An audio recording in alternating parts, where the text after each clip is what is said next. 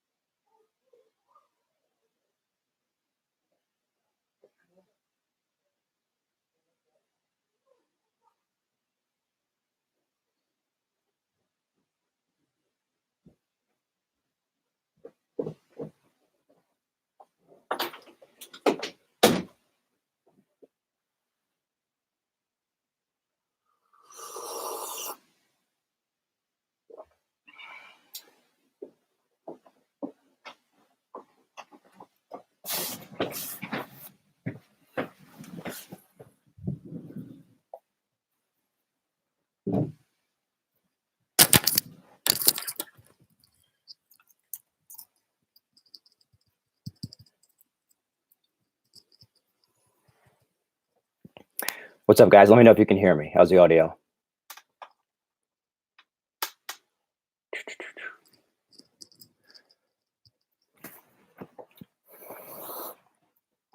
All right, give me a somebody give me a message if oh, there you go. We got a thumbs up on the audio. Mike Morris. Nice. Well, what's up, guys? Good morning. Welcome to my first ever live show. Never done this before. Let's see. I did prepare a list of topics, but I figured let me dive right in and answer some questions first. Am I going to use the next products before you seed or sod? No. To be honest with you, Mike, I've never used the next products before. I don't want to say that I think they are hype, because that's not true. I'm sure they're phenomenal, but I think they might be maybe a little bit overkill, maybe a little unnecessary. I think we could probably reach our goals without them. Let's see. What else we got here? When should I start applying fungicide? Hold on one second, guys. I'm losing my feed. Hold on.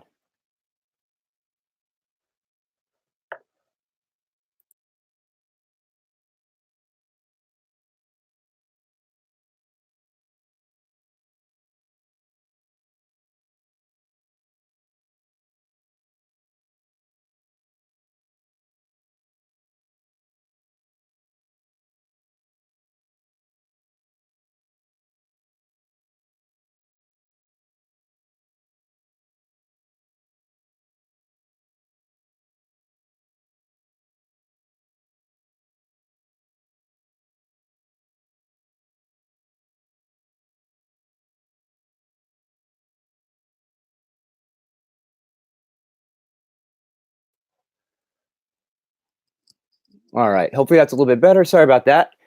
First time I've ever done this. Trying to get some bandwidth issues worked out. When should I start applying fungicide? I'm in Middlesex County. So fungicide is tied to the temperature. So you're in Middlesex County. I'm in Monmouth County.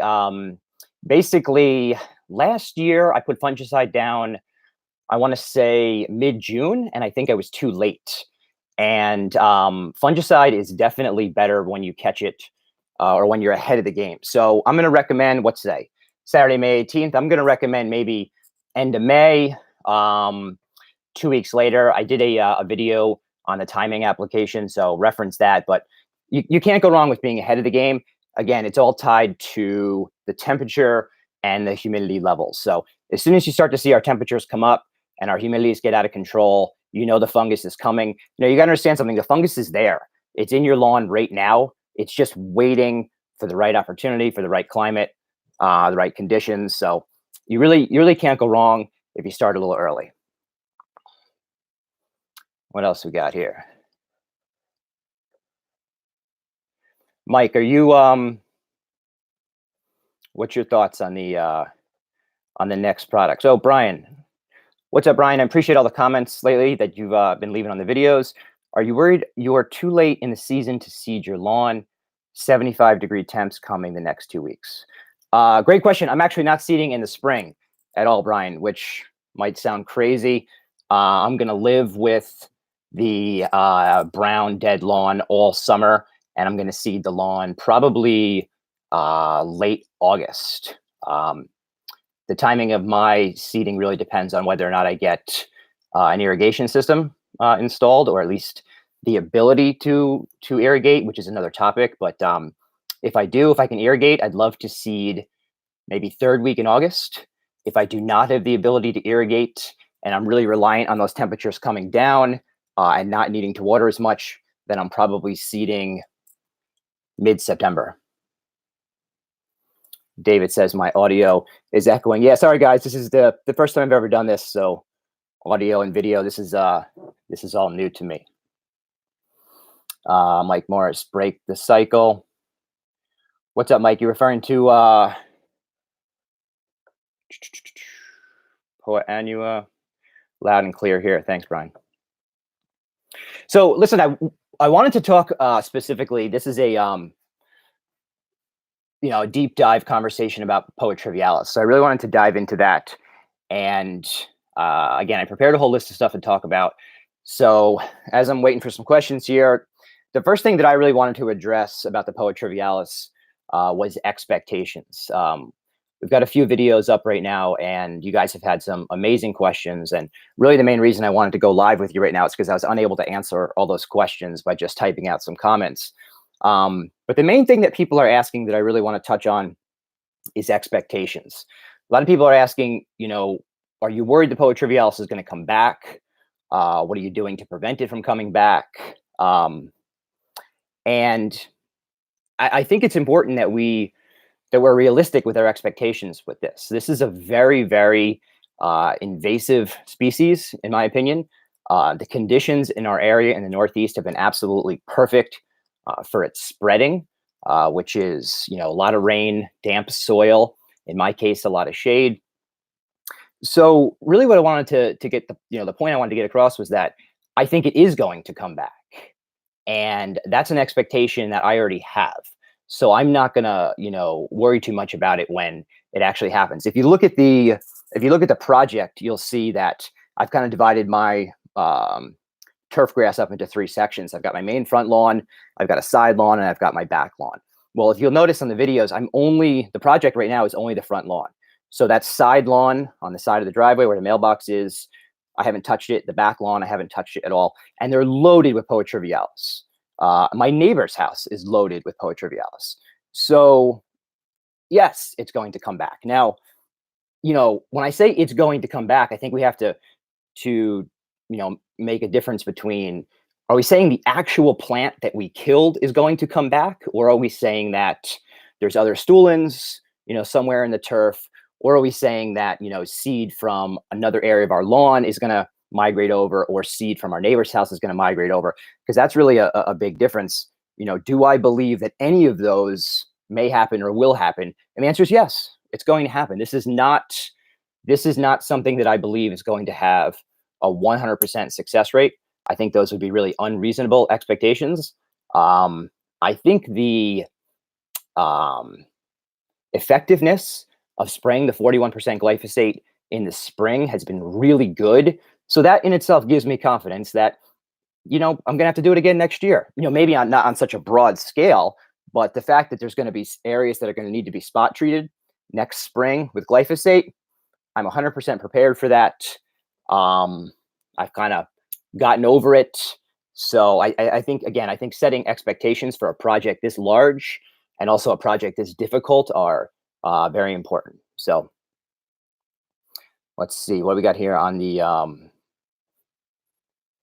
for anyone watching, fix audio problem by just hitting the mute button on your screen. Brian, fescue or blue or mix? Great question, and something that I've been thinking about a lot. In my previous home, I did a full renovation and I planted 100% Kentucky bluegrass, and it was absolutely perfection once I got it right. It's a real pain in the ass to get it to be right. As you know, you're looking at 21 to 28 days for germination on the bluegrass. I'm sure they've got some varieties now that'll come up a little bit faster than that. But once you get the bluegrass going, it's really hard to beat. One thing that I remember with the Kentucky bluegrass was that I never had fungal problems.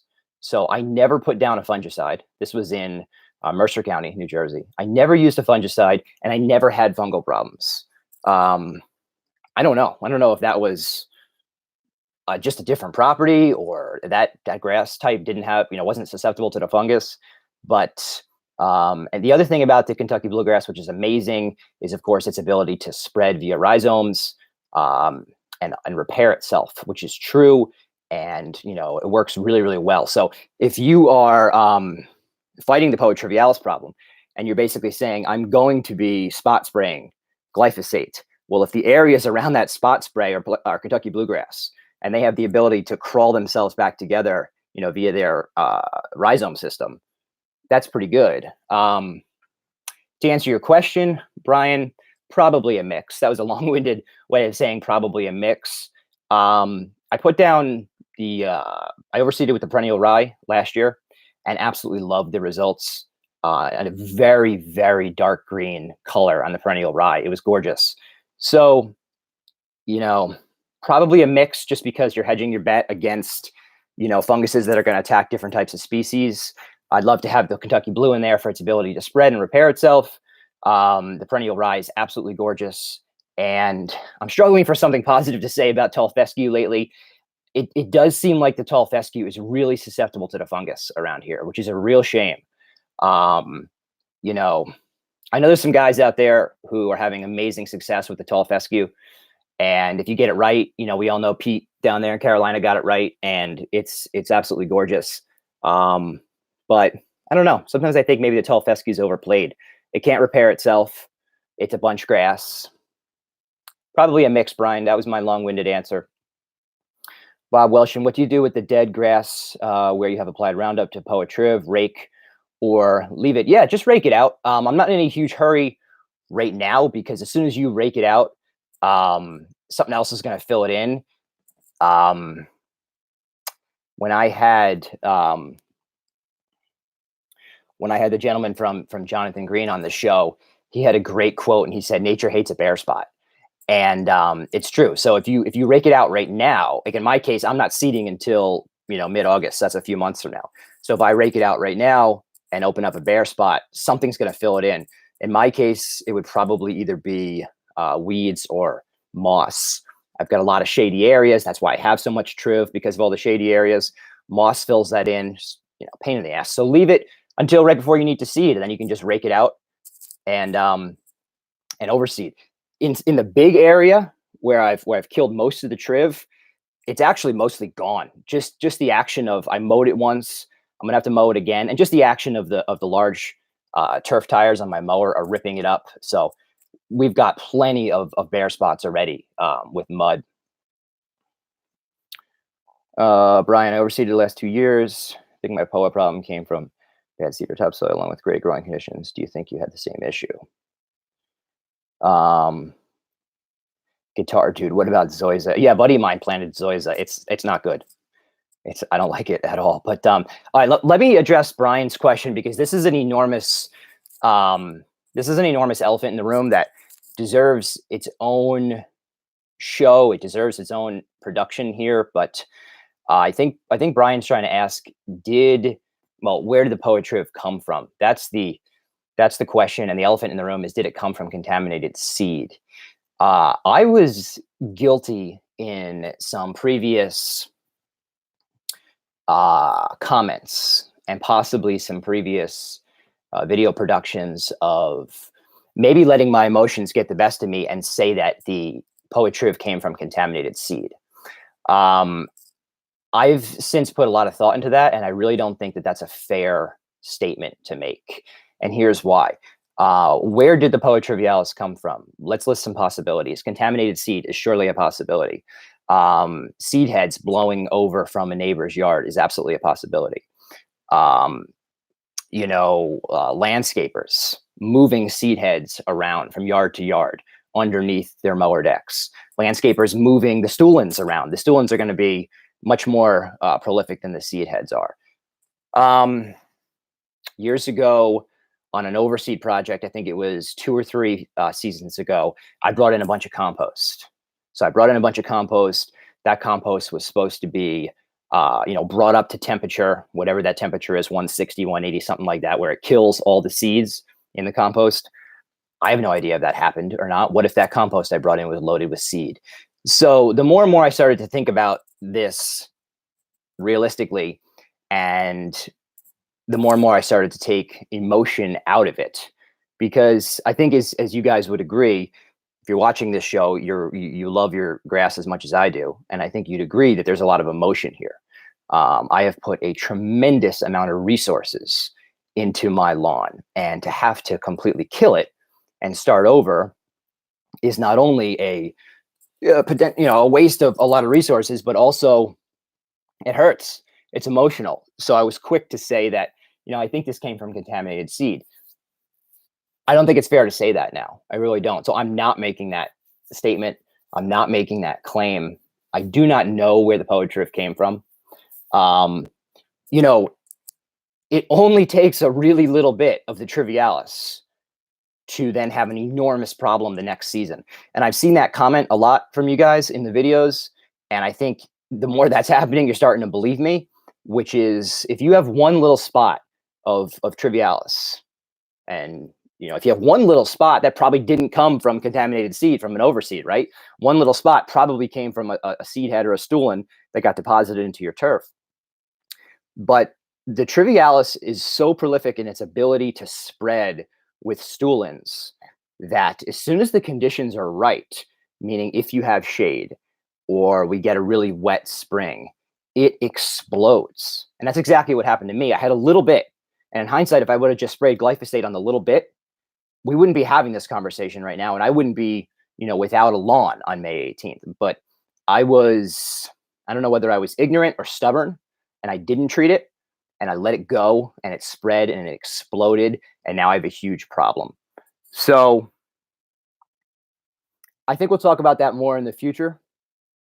But I hope that everyone else can kind of take a deep breath and not be so quick to just point blame at contaminated seed. That's a really easy avenue to take. But I don't think it's fair to the seed growers.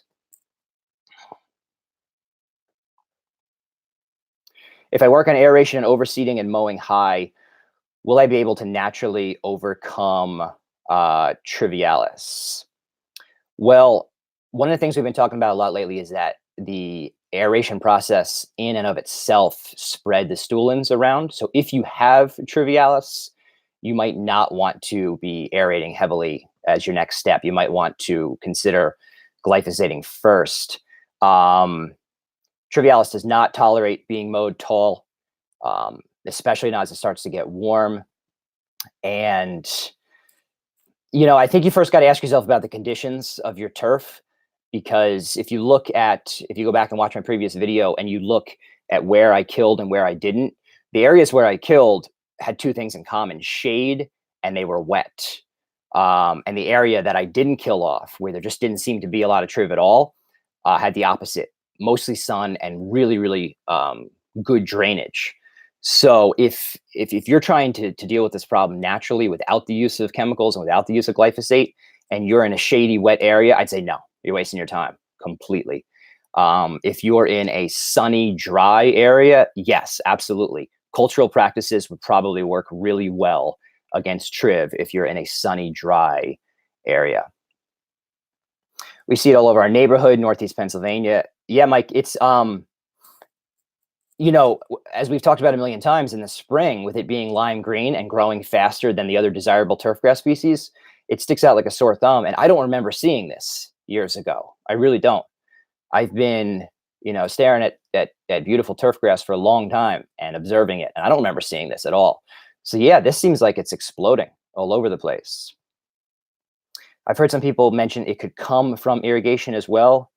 Chest combat. I think that probably what they're referring to is over irrigation, which is, giving it a wet area, is what's allowing it to thrive. Keep in mind, trivialis is, I don't know if it still is, or it used to be added to shady turfgrass mixes. So if you were looking for a desirable turfgrass, as crazy as it sounds, to put in a shady area, trivialis was an option because it loves the shade. And shade and damp soil kind of go hand in hand, right? That's why it thrives there. All right, what else? Let's see. Did I miss anything here? All right, so let me go over a couple more topics that I had written down for the show, and then maybe we'll wrap this up kind of around 8:30. Let's see. Oh, so one of the other things that people have been discussing a lot is the triv coming back after it's been sprayed with glyphosate. I question that if done properly. I'm spraying a very heavy-handed mix of a 41% glyphosate in the spring, and I'm seeing a total kill and certainly nothing coming back. I think there's, people are commenting a lot about the Triv coming back, right? And I think the question really is, well, are we talking about a Trivialis plant that was hit with glyphosate, appearing to be dead, and then it's not dead completely, and therefore it's coming back? Or are we talking about more and new Trivialis plants showing up and coming in? I think the latter is absolutely a possibility. I think the first one is not, if done properly. I could be wrong about this, but my opinion as of right now is that if you're spraying 41% glyphosate on Trivialis in the spring, April, in the Northeast, and you do it right, and you use a surfactant and it sticks to the leaves and it's absorbed by the plant and it's transpired through the plant, no, I think that plant is dead. I really do. I don't think it's coming back. So if you're not seeing a kill, I think, because keep in mind on my area, there's plenty of spots where it's still a little bit green. I don't think that's the Triv coming back. I think that lack of kill is probably poor absorption, or it just didn't, the glyphosate didn't touch the plant leaves properly, which is certainly the case. If you think about the entire mass of foliage that you're trying to spray, there's a real good possibility that on your first pass you don't get everything. That's why I think you're looking at a minimum of 2 applications throughout April and throughout May. Okay, so let's make this last question here. Do any of the other herbicides work? So there is a bunch of guys talking about spraying Tenacity on Trivialis, and everyone likes to say, well, it turns it white so I can see it, and then I'll spray glyphosate on it. I think it's true. I think Tenacity does turn Trivialis white, and if that's what you want to do, I think that's fine. I think it might be unnecessary, and I think you might be just wasting your money, because if you're doing it in the spring, which is the only time it's effective, you don't need it to turn white to see it. It sticks out like a sore thumb, so just spray the glyphosate on it and do it right the first time, and save yourself the extra step, the time and the money. So there is a gentleman on YouTube, Tom Green, who I think is one of our YouTube pioneers on Poa trivialis. He, I think he was at least a year or 2 ahead of me with identifying this problem. And if you go check out Tom's channel, he is currently spraying. He just messaged me the other day, a mix of maybe Exonerate, and I don't know if it was Exonerate and Tenacity or Exonerate and something else. Go check out his channel, but he's trying to see if that mix is effective on the trivialis. And of course, the main point that he's trying to see is it effective on killing the Poa trivialis but not harming his bluegrass or his fescue. And I think he was even trying to say to me that it was putting a hurting on his bluegrass and his fescue. So I think he's just experimenting, and I think he's really into this, and I applaud him for that. And I think that's awesome because, as you may or may not know, the only thing that is, or was, I want to say was ever labeled, I don't know if that's true, but the only thing that I know of that was ever labeled for a selective control of Poa trivialis in cool season turfgrass was Velocity. And first of all, it was only available to commercial growers, sod farms and golf courses. It was not ever available to the public. And apparently it's either discontinued or you can't get it, or I don't know. So there's, as we all know, that's why we're talking about this. There's no great options. Tom, I applaud the heck out of you for doing what you're doing. I am just going to spray glyphosate in the spring because I think it works really well. Do you have any thoughts about using Kentucky bluegrass plugs to overcome POA? Harvey Lee? No, I don't have any thoughts on that.